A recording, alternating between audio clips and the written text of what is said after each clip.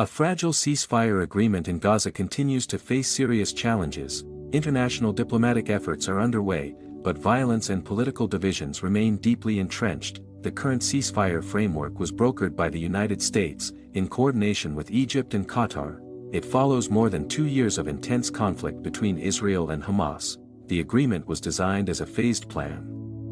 It begins with a halt in large-scale hostilities. This is followed by humanitarian relief, hostage and detainee exchanges, and broader political negotiations. Under the first phase, limited pauses in fighting were implemented to allow humanitarian aid into Gaza. International mediators described this stage as a confidence-building step. The goal was to reduce civilian suffering and create space for diplomacy. However, the ceasefire has remained unstable. Repeated incidents have been reported by both sides. In recent days, Israeli military strikes have killed several Palestinians, including journalists. This information was reported by Gaza health authorities. Israel has stated that its operations target militant activity.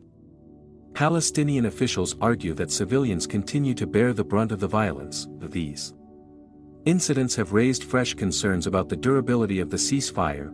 They have also increased fears of a return to wider conflict. As part of the broader diplomatic effort, Israeli Prime Minister Benjamin Netanyahu has agreed to participate in a U.S.-led initiative. The initiative is known as the Board of Peace. It is intended to oversee the ceasefire process. It also aims to coordinate international involvement in Gaza's future political and humanitarian arrangements. The proposal has divided the international community. Some countries view it as a practical mechanism to sustain dialogue and reconstruction. Others have expressed reservations.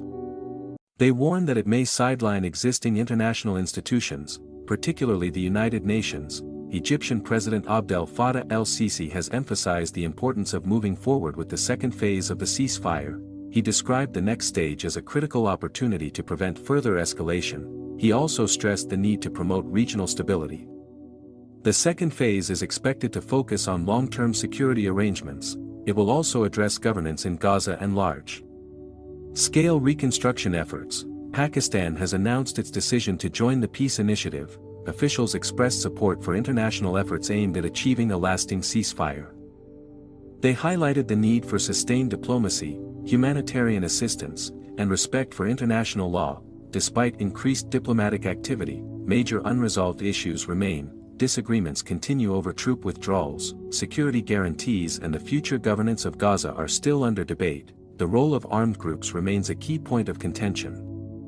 Mutual accusations of ceasefire violations continue to undermine trust. Meanwhile, humanitarian conditions in Gaza remain severe. Aid agencies warn of shortages of food, clean water, medical supplies, and electricity. Reconstruction efforts remain limited. Access restrictions and security concerns continue to slow aid delivery.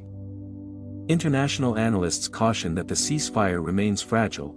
Without sustained pressure, credible monitoring mechanisms, and genuine political compromise, it could collapse. They argue that lasting peace will require more than an end to fighting. A comprehensive political solution is needed to address the root causes of the conflict. For now, the Gaza peace deal represents a tentative step toward de-escalation.